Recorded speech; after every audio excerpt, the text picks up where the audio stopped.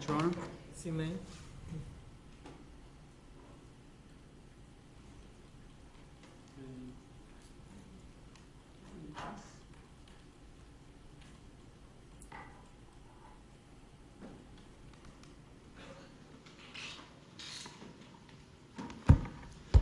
Okay, a couple of assumptions and a couple of problems with this before we look at it. You see where they started. I have Mr. Martin sort of approaching, coming down the sidewalk. There's questions or conflicts about that. Was it bushes? Was it sidewalk? Was it behind me? And of course, you can see it. It's lit. If it was real weather and lighting conditions, we would be looking at a black screen. So some artificiality that I've had to include in the animation to show you is just things like that. But what I want to look at is how the event may have happened at the T intersection and how things sort of progress from there and how that comports with some of the evidence.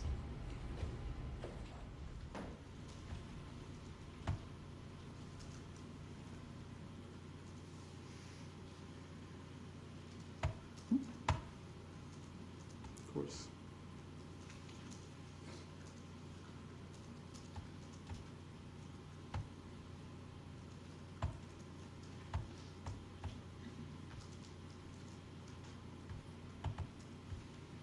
Or not.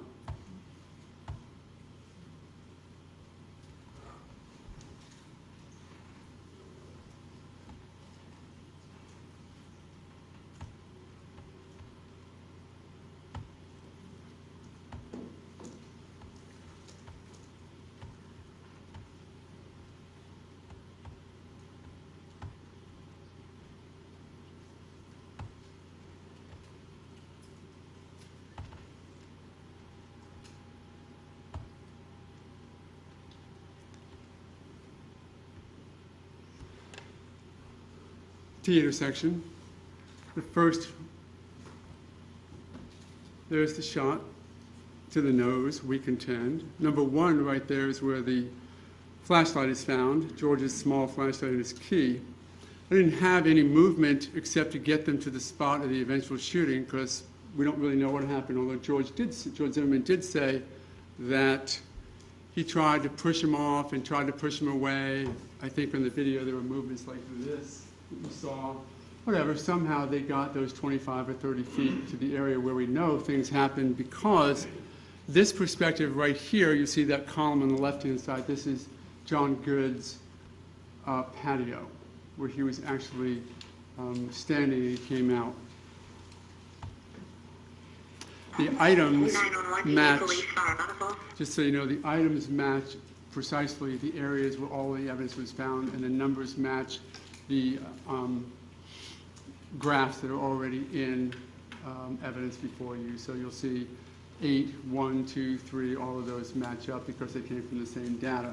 What I've done on this is I've now begun the 911 call because it's pretty close to time synced to John Good's event because you remember he testified, he was looking at what he saw, 8 to 10 seconds, he went inside, decided to make the phone call to 911. We use that as about 20 seconds or so. And this obviously because Jenna Lauer had testified, it took her about 20, 25 seconds to make the decision and dial 911. So we sort of had to figure out exactly the timeline as best we can. Maybe both, I'm not sure. There's just someone screaming outside. Okay, what's the address that they're near? Address was taken out. Is this in Point Lake Town? Now this is when, according to Mr. Good's testimony, he came out and saw what he saw. What we've done is take away the animation and just use 3 different figures or positions because this is what he said he saw. He said when he came out, he saw them sort of straddled one on top of the other. And then he saw them move towards the sort of parallel. We were having confusion with horizontal, vertical, parallel, and perpendicular trial, but I think the indication was they were parallel and maybe on the concrete. So that's going to come up next. Point Lake Town phone in Sanford? Yeah. Okay. And is it a male or female? The second position where he said this is the mounted position or where the ground impound was occurring, this is where he said it happened closer up to the cement. Again, consistent with what Mr. Zimmerman was saying when he was talking to the officers. Or you decide if it's consistent or not. It sounds like a male. And you don't know why? I don't know why. I think they're yelling help, but I don't know. Just send someone quick. Say, stop. Does he look... The third position is when John Good, as he was leaving, said that they had sort of come down away a little bit. Mr. Zimmerman said that he was sort of trying to shimmy or to get off specifically being on the concrete. And this was also put in there, and again, there are some assumptions in this animation, because the next position that you're going to see is the position just after the shot. This is the position where we contend the shot happened. Does he look hurt? Do you think you can see him? I can't see him. I don't want to go out there. I don't know what's going on. So The angle of those two people, obviously one sort of over the other. You remember Dr. DeMaio's testimony and other people's testimony, even Mr. Root, I think, testified that because of the way the clothing is, that if leaning over, it was consistent with the gunshot, that being contact, not pressed to the chest, but contact with the clothing, and then about 2 to 4 inches away from the chest. they're sending. So you think he's yelling help? Yes. All right, what is your number? Now you see we have George Zimmerman on top with the red. His testimony was, shot him, that Trayvon Martin fell sort of off and to the left. You'll look at the scene photographs where you see Trayvon Martin's feet are sort of in, someone called it a bicycling position. They just, I would argue, consistent with having been shot and fell off to the left, his side, and then fell onto his stomach. George Zimmerman then got on top, as he testified to at least, to move out the hands. There's gunshots. You just heard gunshots? Yes. How many? There's one. Jimmy, get down. Now, this right here, by the way, what you're seeing is what it's called a 50 millimeter perspective. The human eye sees things at about 49.5. Well, I can't tell you that because I don't know if that's an evidence. Anyway, it's at a 50 millimeter perspective, similar to what people see when they look, which is what John Good had, and which is what this has right here, because this is Selma Moore's perspective. This is the column that she sort of said she looked out and around, and the timing is appropriate because we had it about 6, 7, 8 seconds from the time of the shot, which is when you remember when Miss Moore did her sort of walk around in the courtroom. She said, and if you timed it, it was about 8 seconds thereabouts that she took. Hear the shot, react to the shot, walk around, come around, go outside, shimmy through the door, look out, and that's what she saw. So she would have seen, at least according to George Zimmerman's story, she would have seen George on top, spreading out the hands. And she said she saw the foot move. She said that at that point, George Zimmerman sort of got up, looked around. You remember her testimony, and we'll talk about that in a minute as well. So this is what she saw, or at least her perspective. And then, No, come here. this is now Is he no the longer rest of the 911 call. No one, I don't know. You've heard it. It's not particularly Jerry, significant get to the in here event now. because Jerry, get. nobody said that they saw anything of relevance beyond that from this one. Thank you, Your Honor.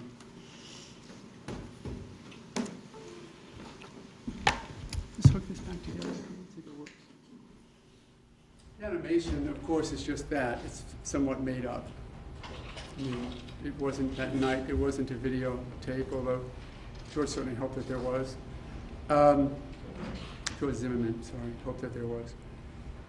But it does somewhat give an idea, a perspective that at least is consistent with the evidence that was presented before you in the case, because it does show the probability, if not the exact certainty, that this event started at the T intersection or thereabouts, and it started with a shot to the face. Trayvon Martin against George Zimmerman. And then it traveled down those 30 feet or so, however they ended up there. We know that when they ended up there, that the only one who was injured at all, except for the gunshot, was George Zimmerman. And that the only other injury that Trayvon Martin had on him was what seemed to be a fight injury from a couple of scrapes of the knuckle. So, again, in my quest, my dangerous quest to prove my client's innocence beyond a reasonable doubt, now we get really into what happened. Because you can argue, and the state will, all you want, that George wanted to be a cop. And George's calls to law enforcement in the past just had some seething anger buildup, but don't assume it. Prove it, believe it. Don't prove it, it just doesn't exist. And don't connect those dots if they're not been connected to you beyond a reasonable doubt by the state. So now let's look at what really happened that night. And let's see, the graph is done. So what were these people doing just before? Spend a moment on that to start talking about my client's absolute innocence. There's about a minute and a half, something like that, after George's call, that he was doing something. Whether or not he was wandering up to Retreat View Circle to get an address, whether or not he had that flashlight on looking around a little bit, whether, as he said to the law enforcement officer, I do want to try and figure out where he is. I do want to at least keep him a visual on him. Whatever. That was about a minute and a half. It's really interesting as well about the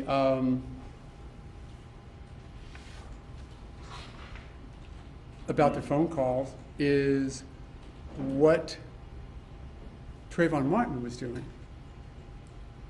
Of course, we haven't spent a lot of time on that yet, but the evidence is sort of compelling as to what he might have been doing. We know that he was on the phone with Rachel Gentile, and we know that that ended, we have the times, it's all in, at a precise time, and it kicked back in.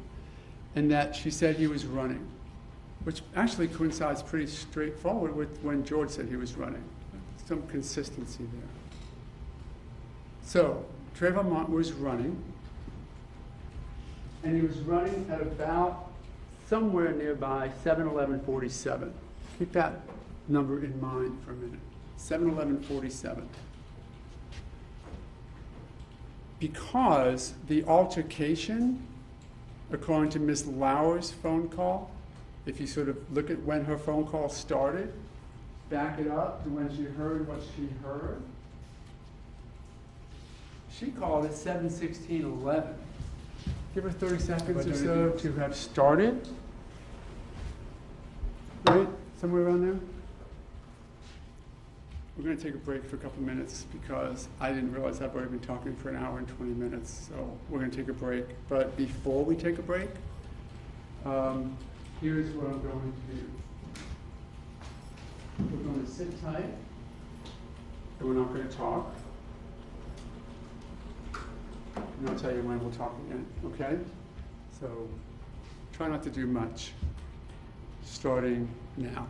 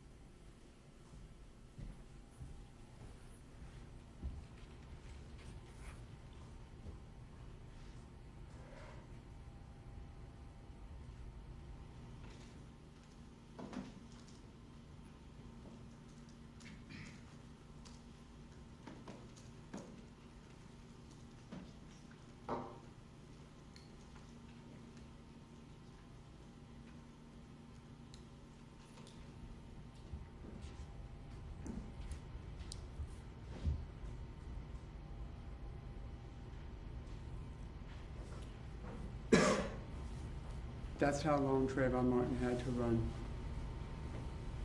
About 4 minutes. When he said he was running, that's how long he had. So, let's talk about who was doing what and when.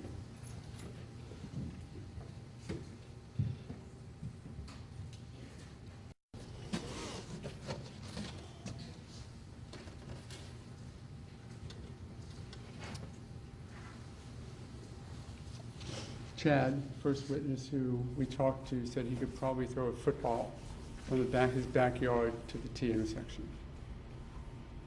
We actually don't have evidence from the state as to how far that was, but I gave you a little bit of an insight. I'm not sure who plays football around here, but nonetheless, this is where he was staying. This is where George's car was parked. This is the T intersection. And Chad could throw a football. He actually probably can't throw a football that far because it's a little bit further than that. But there are some good football players who probably could. He had 4 minutes. And he told Rachel Gentile that he was running. We sort of know, for the most part, what George was doing there. Missing. But since this is the state's case and not mine, did they show you, tell you, explain to you, give you any insight whatsoever on what Trayvon Martin was doing 4 minutes before that fight started at the T intersection? Do you have a doubt as to what happened and what Trayvon Martin was doing and what he must have been thinking for 4 minutes? Maybe time for a break. If I might run. Yes, you may. Ladies and gentlemen, if you'll please put your notepads face down on the chair, follow Deputy Jarvis down into the jury room. We will take a 15-minute recess.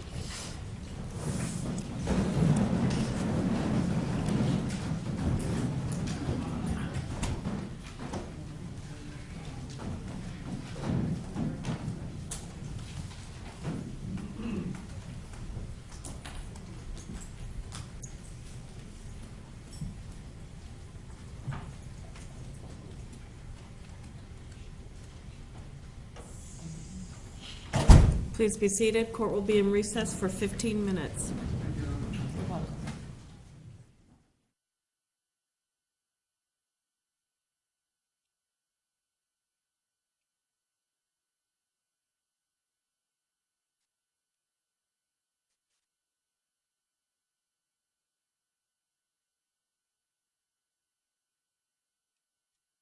On the record. You ready to have the jury brought back in? Yes, Your Honor, thank you. State ready?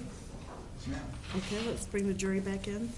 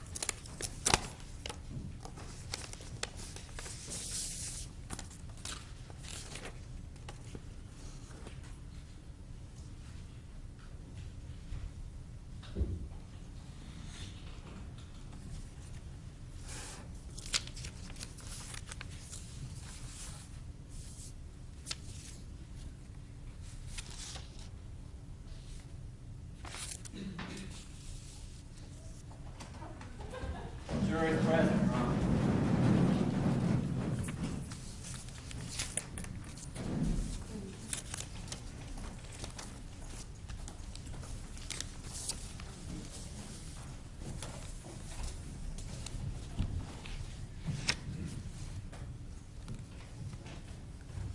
Please be seated. Mr. O'Barry, you may continue. Thank you, Your Honor. 4 minutes. That felt like a long time to you before we took the break, that we sat here and did nothing for 4 minutes? You get to think what Trayvon Martin was doing. You get to try and figure out why, when he said, George said, at 7:11:40, he's running.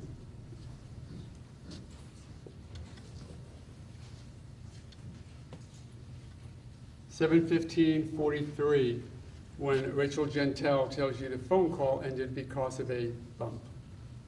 4 minutes. To do what? To walk home? To run home?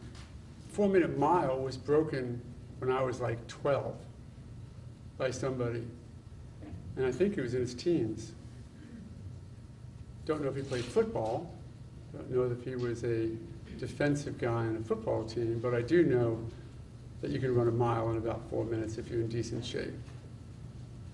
So we know that with the opportunity to go home, that he did not. We know that because of football throwaway. So let's talk about factual innocence of my client, then I'm going to finally leave this behind. I want to talk about factual innocence. Somebody decided that they were angry. Somebody decided they were ticked off. Maybe somebody decided that they just had ill will, spite, or hatred. For whatever reason, somebody did decide that it wasn't over with the running. Because it wasn't, after all. It had only just begun, right? Isn't that really what happened here? It wasn't some cop wannabe. It wasn't some, I've learned about how to talk about self-defense, and oh my God, he forgot to say I have to stand your ground on Hannity. Let's convict him. He didn't tell Hannity, I've heard about stand your ground. The person who decided that this is going to continue, that it was going to become a violent event, was the guy who didn't go home when he had the chance to. It was the guy who decided to lie in wait, I guess, plan his move, it seems, decide what he was going to do, and when. The state told you that he had no decisions. They dared to tell you that Trayvon Martin had no decisions, that my client planned this? Really? 4 minutes. 4 minutes of planning. And they want you to ignore it. I guess, because if you don't ignore that, factual and undeniable innocence. Because with those 4 minutes, now let's use your common sense. Now let's decide what probably happened that night. Because we know the result. Now let's try and figure out the why. George Zimmerman probably heading back to his car, looking with his little baby flashlight for Trayvon Martin a little bit. Maybe. Maybe. Not proven, but maybe. Trayvon Martin, 4 minutes, doing something. And we don't know. We really don't. We know he's on the phone. We know he's talking. We know what Rachel Gentile said he was saying about whatever he called him, and I don't care that he called him some stupid name. He's 17 years old. They get to talk stupidly if they want. I'm okay with that. And I'm okay with Rachel Gentile being 16 or 18 or whatever. Who cares? She didn't want to be involved in this case. But the reality of what happened is very straightforward, and it proves absolute innocence. Because for 4 minutes, Trayvon Martin to do something that led to his confronting George Zimmerman. That, I would suggest, not because George Zimmerman said it. Throw out everything George Zimmerman said. Just forget it for a minute. Just, it didn't exist. He did what I probably would have told him to do if he called me on the 26th that night. Shut up. And don't say a word to law enforcement. I'll see you there in half an hour. Would have thrown on a pair of jeans, said goodbye to my wife, and run out the door to go see a potential new client. And I would have said, oh, no, no, no. You are not talking to law enforcement. Particularly not looking like you look, and particularly not having just shot somebody, and I don't know anything about it, so hush up. And now tell me. So let's just make believe that happened. Let's just take all of his self-serving, cop wannabe created statements and throw them out. What do we have? You've seen the picture a lot. You're going to see it again. What we do have, and thank God for Jenna Lauer, because when Mike Wagner went to her, can you pick out the guy, the potential shooter? She said, no. Go get me a picture, and I'll look at the picture. But somebody who shot somebody, I don't want to go say, I know who that is. So we have this. Interestingly, and thankfully we have this, because if we didn't have this, we would only have the cleaned up photo. The one that doesn't show the significant injury, you know what I'm talking about. The one that says, you know, the nose is sort of back in shape. I don't know who put the nose back in shape. I don't know how it happened, but I do know it did look like that right afterwards. So if Mr. Zimmerman just created all of his statements and we throw them out, we start with this, because this is undeniable. This is significant injury. And then we have the back of his head, and you know all about that already. And what else do we have? We have 40 seconds of screaming. When I first got this case, I thought it was going to come and go in 20 minutes. Because when I found out that there was a 911 call with somebody screaming on it, it was game over. Figure out who it is, and then we're done.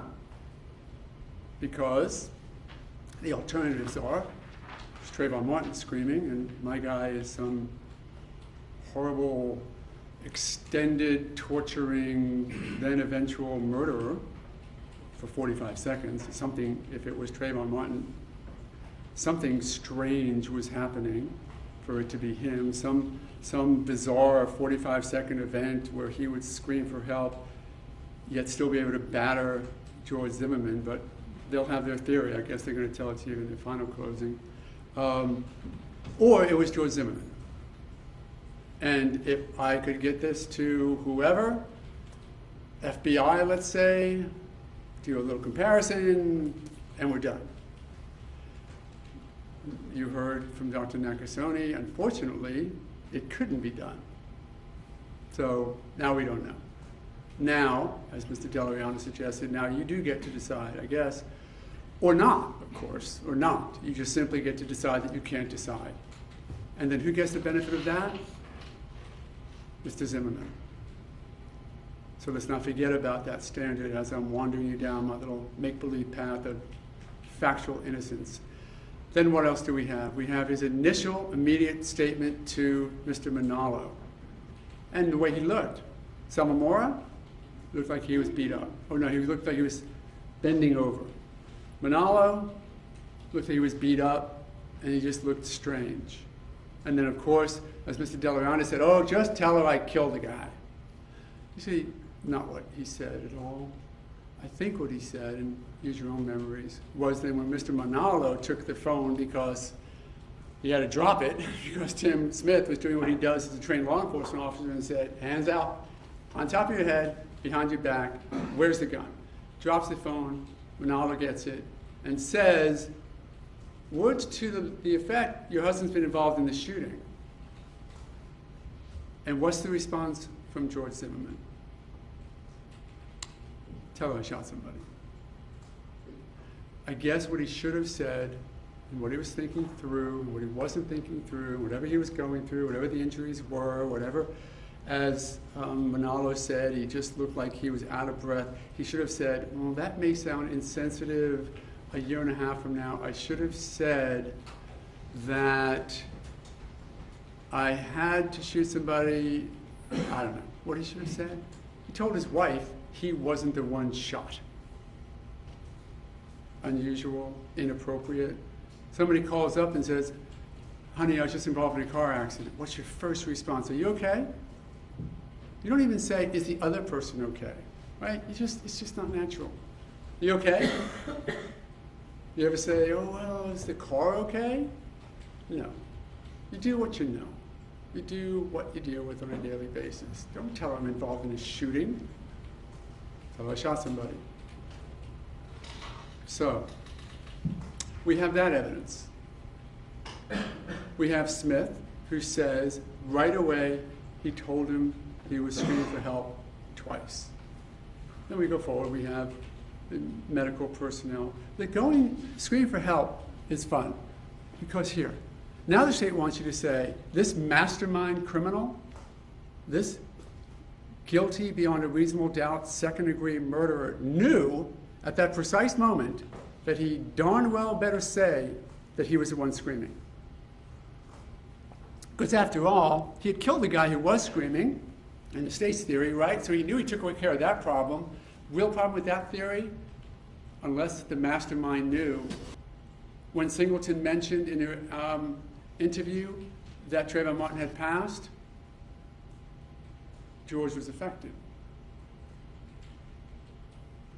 I guess it could be part of the mastermind criminal behavior that he learned in community college. I guess it could have been, but let me tell you, if you have a doubt as to whether or not that's true, you need to tell the state, don't ever come back before us again with a case like this. Don't ever do this to us. Because what we really have is what I said a while ago. We have factual innocence. You could go back there right now, look at the facts of this case, and say, we're going to flip the standard upside down. We're not going to allow Mr. O'Mara to get an acquittal for his client simply because the state hasn't proven their case beyond a reasonable doubt. We're only going to allow Mr. O'Mara to get his acquittal if he proves to us beyond a reasonable doubt that his client is innocent. And you could, because he is. Because he acted in self-defense. Not the standard, of course. So let's talk about the standard to see how far afield from that very standard that the state is supposed to take on what they actually got accomplished. I'm going to first spend a moment on the witnesses. Real quick, I'm going to get through it as quickly as I can. There's like 50 of them. And I could have the lights dim just a bit, Your Honor. And hopefully this will work. Chad Joseph. I'm just going to go through them.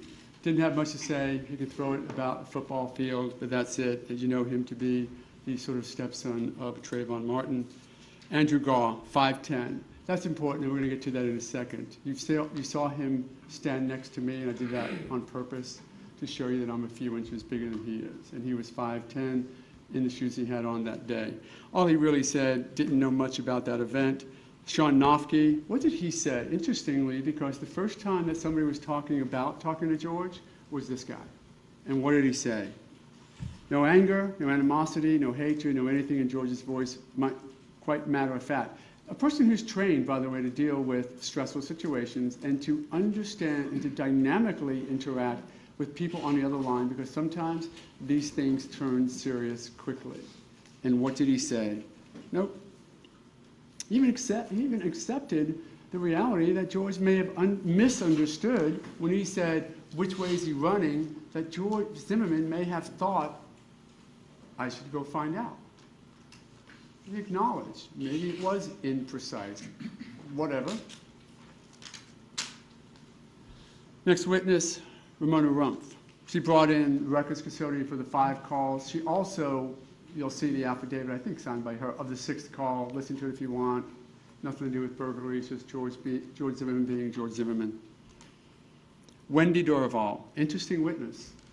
The lady who set up Neighborhood Watch a few months before because, as she said, they looked at the crime stats for that neighborhood and it was being assaulted by burglaries. And something needed to be done. So she went in and she did something. And she told us, you know, who might be suspicious from her experience and training. Remember, this is her love, not her job. She does this as a volunteer because she likes the idea of people being involved in the neighborhood and helping keep crime out of your own home and out of your neighborhood. Someone you don't know could be a reason for suspicion. A person walking in the areas they don't belong. Maybe. Someone walking in the rain without purpose. I don't want to just have you acquit my client because I can show you that Trayvon Martin did something bad, but I'm also not going to allow you or the state to ignore the realities of what actually happened that night. And describe Mrs. Zimmerman, to her knowledge, as meek. The other interesting thing about this cop wannabe,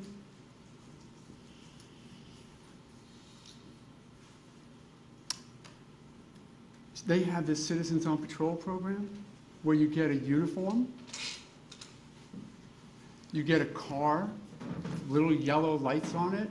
They can't be blue lights like we have for true law enforcement, but you get little yellow lights and you get to drive around and act like a cop. And he said to that opportunity to be a cop wannabe in a cop uniform and a cop car with cop lights and probably a little cop computer in his car, or at least a cop clipboard, no. Thanks, but no. I got what I'm doing. I'm working, I'm going to school, got my wife. I don't want your cop car. I don't want your lights. And I don't need your uniform. But this is the guy that the state is telling you, get ill will and hatred out of his cop wannabeism? Really? Seriously. Have they proven that to you? Have they come even close? Except for speculation? How many times did you hear an objection on the stand to speculation? Well, because we're not allowed to do that in court. Can't be a witness up there and say, what do you think? Maybe? Because it's not evidence. And that's why. It's not evidence for you. Because then you would go back there and go, well, John Doe speculated, and the judge allowed it. I guess we can speculate. Absolutely not.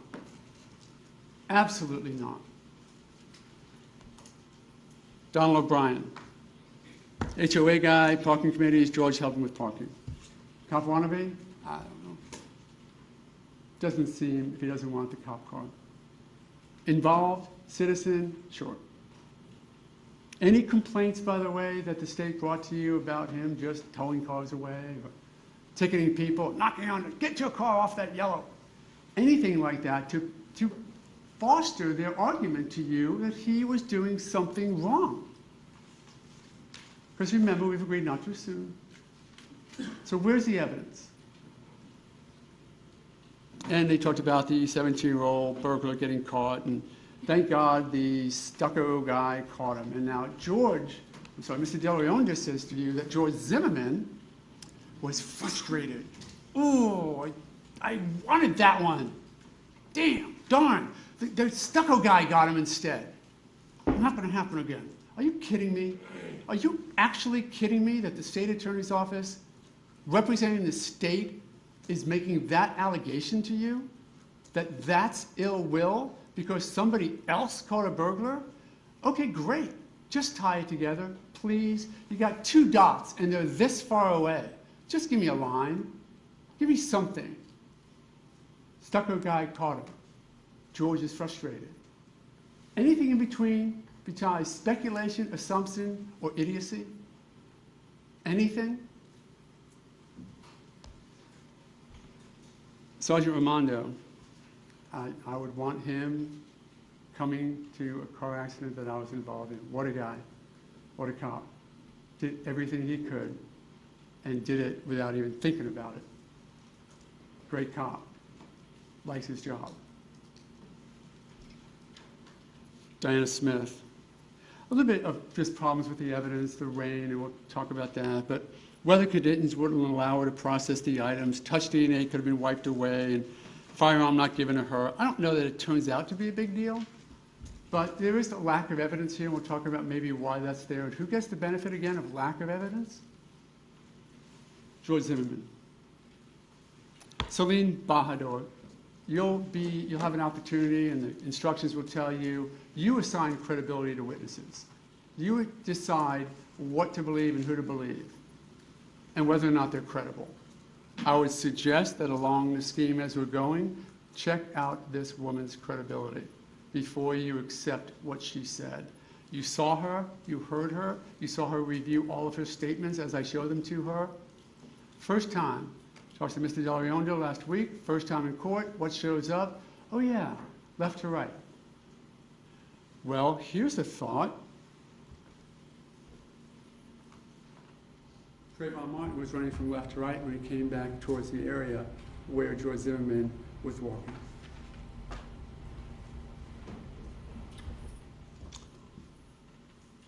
There's a possibility. Could have been. So, I don't know where she fits in, quite honestly. I don't know what she saw, if she saw, or how she saw it, or why she said it a year and a half into it, rather than any other previous conversations with law enforcement or with me. But whatever. Fit it in however you can. Jane Sudeika, you know, so she heard 3 pops. She lying? Oh my God, she's lying because she heard 3 pops. No. Let's get off this lying thing because you have slight inconsistencies. She heard, or thought she heard, what she thought she heard. Okay, whatever. Reverberations, fright, upset, who cares? She got it wrong. What else she got wrong was she thought the big guy was on top. And of course, actually what she really thought was that Mr. Martin, Trayvon Martin, hadn't moved because she saw the whole thing, including the shot, which of course doesn't comport with a 911 call, but again, just stressful time for everybody. She seemed particularly affected by stress. That he was on the ground, never moved, saw the shot was from the top, shot was through the back, and that he never moved. It just doesn't make sense. It's okay. That vantage point that Mr. Root talked about, that movie, I don't know if any of you have ever seen it, but it's a great movie, because it really does. One event happens, it's the president getting shot by a marksman, and then there's 7 different people watching it, and everyone has a completely different story. They all view the same event, but they viewed it with their history, with their life experiences, what they were going through that day, and with what perspective they had. And it's just different. That's okay. It happens. Miss Manalo, she heard voices 20, 30 feet to the right, seems to be consistent with it starting at the T intersection. And of course, what she did was what we all do. And I'm not going to assail her for that, but what she did was make some assumptions based upon some facts that she saw afterwards. They're in evidence. It'll take me about 5 minutes to find them. She was looking at pictures of Trayvon Martin when he was 12. I think she said that. So I'll tell you right now, if you looked at me when I was 12 and compared me to anybody, I'm the guy getting beat up. No questions asked. But the reality is that she just had this vantage point of a child at 12 years old getting, I guess, the heck beat out of him by the other guy who was on TV, this big, heavy picture of George Zimmerman. And she acknowledged, you know, now that you showed me the other picture, now here's the ones that I did look at and find out or think that it was Trayvon Martin being the small guy. Now that you show me these other pictures, I could have been wrong. Lying, perjury, no, come on. Just vantage point, just perspective. And then that's why you're here, because you get to figure it out. Rachel Jeantel. Let me give you my perspective on Rachel Jeantel. She didn't want to be involved in the case. She didn't want to be involved in the depositions. And she didn't want to be involved in trial. I think what happened, and this is just conjecture, and I'm not supposed to conjecture too much, I think her mom got with Miss Fulton and said, go tell that lady what happened to her son. And she didn't really want to do that. Why she wrote the letter. Why she had or didn't have a conversation. Don't forget, they had only reunited Trayvon Martin and Rachel Jeantel like 2 weeks before. Phone records are in, and you know that. They knew each other from school, but never really hung out. 2 or 3 weeks before was when they started talking again. So it wasn't what it was perceived to be, this girlfriend-boyfriend thing. Nothing to do with that.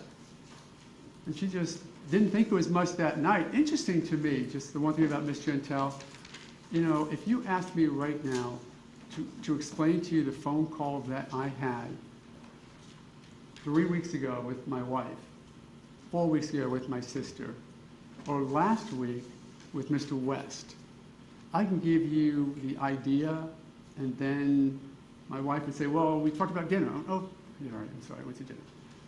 No way do you have the recall. But if you're asked to have the recall, tell me what happened. This happened. Did this happen? Didn't he say this? Didn't he say that? Well, he didn't say, what are you talking about? He said, what are you doing here, right? Oh, yeah. You want that too? Yeah. Miss Gentile didn't want to be here. And I don't want to sound like I'm asking for sympathy. I'm sorry that she had to involve her life in our lives in a way that she never wanted to be involved. Unfortunately, she was a witness, and we had to deal with it. And some of her frailties came out in a courtroom on TV that I'm sure she never wanted out. And probably every other witness. You know, witnesses wanted to be anonymous. You know all that. You know that they were concerned, and she's one of them. Some of the stuff she said was, you know, that it was close to the dad's fiancé place. I actually think probably she meant close as compared to the 7-Eleven. Makes more sense. He took him 45 minutes to go from the 7-Eleven home. Probably was just hanging out at some mailbox. I'll show you the map between the two. Doesn't make any sense that he was hanging out the mailbox at Retreat View Circle, but whatever. And heard, why you following me for? Somebody said, what are you talking about? Then it changed. I think that change occurred because of the way her initial interview was handled by one of the attorneys. Horribly inappropriate to not get this person to law enforcement. Almost as bad as to have the mom on the couch next to you crying when the state does their first interview of you. Their call, but wow, to do it that way. Of course, she even acknowledged that she was concerned about Miss Martin's feelings, which is why she sort of modified or smoothed over some of the more colorful language and the events that happened, and that's okay. You're supposed to just tell the absolute truth here, but I'm not going to ask someone like Ms. Gentile to come in and just not acknowledge the sensitivities of why she may have made it sound a bit better when telling the story of her son's passing to Ms. Fulton. Ms. McDonald, T-Mobile Records. Ms. Lauer. Interesting about her because she sort of, without knowing about it, she gave you some pretty good information when she talked about this three-part exchange, because she was the one who said it before she had any idea about it actually happening. And what she said was, yes, somebody said something, you know, blue car, red car, blue car, blue car, red car, blue car, and yeah, it sounded like that, a little agitated, and then the movement down. That's where we got the movement down on the animation, by the way. She said, T intersection, down sort of past me, and then of course John Good says it happened in front. And that there was only one person yelling for help. That's significant because there is no evidence, none, to suggest there was more than one person yelling for help. And if so, Mr. Guy will remind you of it if I've forgotten. There's no evidence that more than one person was yelling for help. That's what she saw. By the time she saw it and ran around, that's what happened. Greg McKinney, records custodian, John Good. We've talked about him a lot. I think he's a significant significant witness because he watched it for 8 to 10 seconds, and he was the basis for the animation and the information that came to you through the animation. Manalo, Jonathan Manalo, same thing. Looked like he got his butt beat and staggering to the ground. Ricardo Ayala, SPD, the hands under the body. You know, if that is a concern of yours, that my client dared to testify in his statement that he took his hands out out of fear for a weapon, and that is contraindicated because Trayvon Martin's hands, look at the picture, by the way, one hand is not really under him, but the other hand seems to be, that is some inconsistency for which you should impute ill will or hatred or spite, that's absurd. And DeMaio, Dr. DeMaio said it was 10 or 15 seconds of talking or movement or whatever. Not only is it possible, it's probable. Stacy Livingston, the EMT who was there, you heard all about the injuries and what she did. Timothy Smith, important because, if you remember him, he was the first one on the scene, took George Zimmerman into custody for his own protection. He was the one who George Zimmerman talked to twice about screaming for help before he knew that there was any 911 call suggesting it. Lindsay Folgate, you know about the medical records, and she was the first one to mention MMA style. Hirataki Nakasone, we know about him. Basically, he said, can't tell you, can't help you, don't do it, don't even try. Fortunately, even the FBI couldn't help us out with that voice. So now it is sort of up to you on that. Doris Singleton, initial activity with him with the interview. And I think what was significant about that was George Zimmerman's response to the Christian issue and to the fact that she was the first person to tell him that Trayvon Martin had passed away. And the statements are what the statements are. Chris Serino, again, what he stated was, in his opinion, and again, he's the law enforcement officer in charge of the investigation, that there weren't any significant inconsistencies in what he heard from George Zimmerman. Were there some? Yes. Were they significant in his mind as to what, that they were lies? No, not even when he did the challenge interview. Let's talk about that challenge interview for a second. The state said to you, George Zimmerman knew those video cameras weren't working. So, it wasn't a bluff. It was, again, super cop knowing everything and just deciding, I can get away with this. Really? Really? So when Chris Serino, there seems to be a problem with this, I'm going to look at it for a second.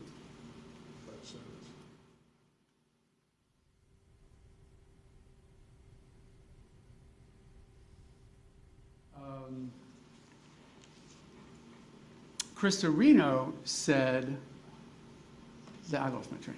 I'm going to catch up in just a second here.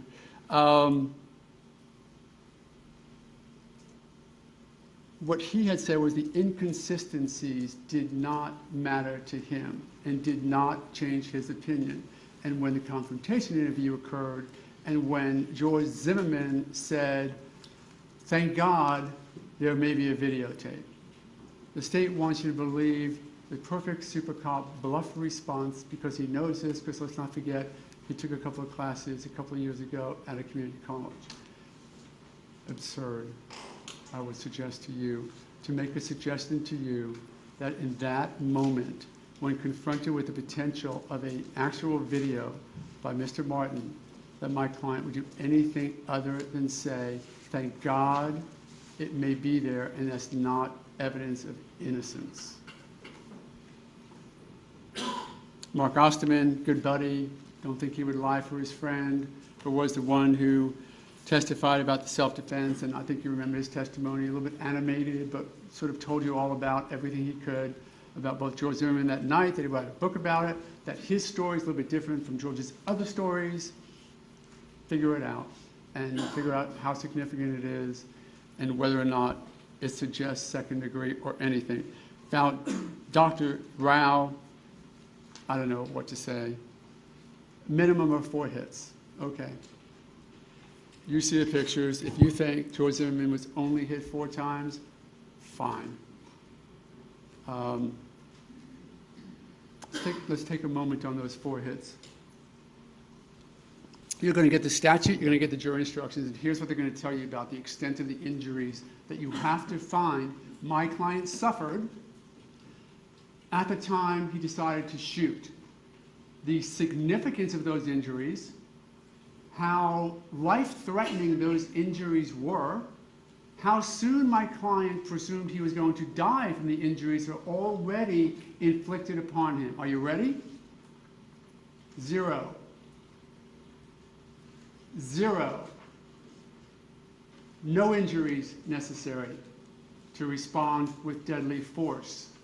Not a cut on a finger. The statute is clear. Reasonable fear of bodily harm. Captain Carter told you, whoa, you can get reasonable fear of bodily harm when you're already getting your butt beat. That's certainly an indication. But do you need a cut on your finger? No. Of course, getting a cut on your finger doesn't allow you to just shoot somebody unless you're in reasonable fear for ongoing great bodily injury. So the injuries, icing on the cake of self-defense, has nothing to do with the substance of self-defense. Not a thing. You will not hear a word about inflicted injuries. You will only hear that you must look at George Zimmerman's state of mind when he did what he did. So, even if I said to you, I'll take Dr. Rao's testimony, though you can tell I wasn't taking Dr. Rao's testimony. But let's just say I was. It doesn't matter. Ms. Benson, print expert, there wasn't a lot. Absence of prints doesn't mean no fingerprints or no touching, just that it's not there. Environmental factors such as rain could remove them. Lieutenant Scott Kearns, the application that was denied because my God, Mr. Zimmerman didn't have good credit. Captain Carter, criminal litigation coursework. He actually turned out to be a good expert to tell you what self-defense is and how getting your butt beat is really probably a good indication that great bodily injury is coming because it's already started. And he says, not a good idea to wait until it actually, you get attacked. Jim Krasinski, records custodian.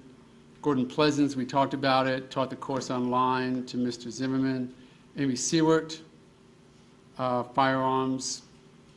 She mentioned the full round of bullets, full complement of bullets, and I think we had good testimony about that. Anthony Gargone, FDLE, talking about DNA. You know, the problem with part of that DNA, they got some. I think they missed a bunch, or at least some, because of the way it was packaged. Significant? I don't know. I don't think it was that significant. There may have been more blood. I don't think that George Zimmerman was bleeding a lot that night. I don't think he was bleeding a lot out that night. I think he was probably bleeding a fair amount in. And then when he stood up after the attack was over, yes, it started coming out of his nose. Not a lot of blood on Trayvon Martin.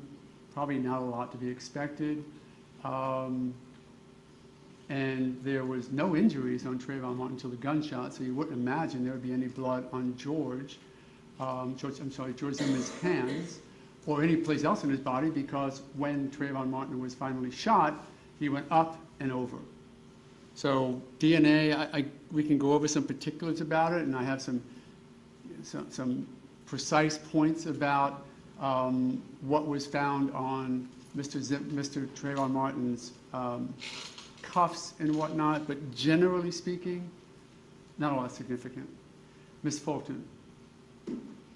People asked why I even questioned her. How dare you question the mom of a passed away 17-year-old?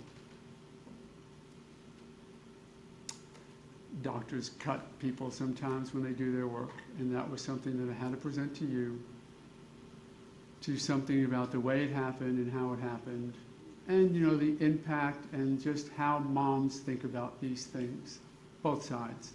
Because I know that both moms believe with their heart and with their soul that that was their son screaming for help. You have to, and you want to, and it's just the way you get through it. DeVaris Fulton, the brother, he really didn't know. I think he told you in his testimony when he was talking to the NBC affiliate. Yeah, it could have been him. Not certain. Might have been. I think it was. And now he's more certain. Well, again, I'm okay with that. I'm okay with people wanting to hear what they want to hear. Mr. Bao, Dr. Bao, that was the state's decision to bring him before you as a medical examiner. Really, it's actually their decision. He was the one who did the autopsy. So, although there was some interaction there that might have best been just redone, the reality is the only injuries were the injuries that we know about on Trayvon Martin, and that the wet clothes should not have been bagged in paper, and that the hands should have been bagged. And we'll talk about the hands in a little bit. Ms. Zimmerman told you that it was her son, as I'm sure you expected before she ever got on the stand. Jorge Mesa, interesting, because that was unplanned by him, it would seem, if you believe his testimony, sitting at a computer listening and then hearing in the background a voice that he knew without question and immediately to be that of his nephew, George Zimmerman. I think he came across very credibly. I think he came across a man of his oath and of his word, and I would ask you to consider the testimony in that regard. Mark Osterman, buddy of his, talked about the weapon use, how you holster a gun. Yeah. He's good at what he does. He was helping George figure out how to fire a gun. Sandra Osterman, friend, definitely George Zimmerman, screamed for help, and explained away some of what the state was trying to prove to you through the non-emergency call about the anger and hatred and all that just isn't there. Same thing with Miss Jerry Russo. No question in her mind, George's voice. Same thing with Leanne Benjamin. Has heard him scream and yell at campaigns, and that was George Zimmerman. John Donnelly was interesting because I'm not sure that I could, if I had thought about trying to figure out who in the world talks to people they know and then hears them scream for their life. There's no profession that does that. Maybe a cornerman in a boxing ring, but they don't scream for help there. A medic in Vietnam. A person who hangs out during the day with his buddies of 60 to 100 people, figures out who they are, who they left behind at home, when they want to go back, when they might go back, and when, you know what, that they might never go back. Because he's the guy who grabs a medic bag and the rifle, I think he said, and heads out towards the screams. And that even before he gets there, sometimes, he knows who it is who's screaming. Wow.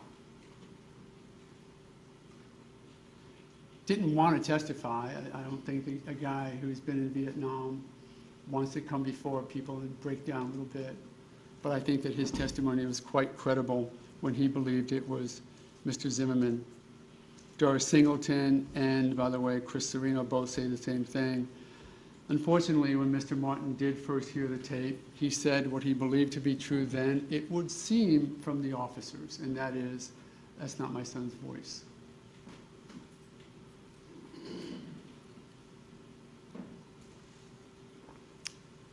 It just wasn't his voice to him, and his mind has changed now. But it is interesting for you to consider when you're trying to figure out that issue of who said what and what witnesses said what, because you're going to give them credibility, you're going to weigh them, you're going to decide to dismiss their testimony or to accept their testimony, and try and figure out, remembering always, as we'll talk about in a moment, the benefit always goes, or the doubt always goes to my client's benefit.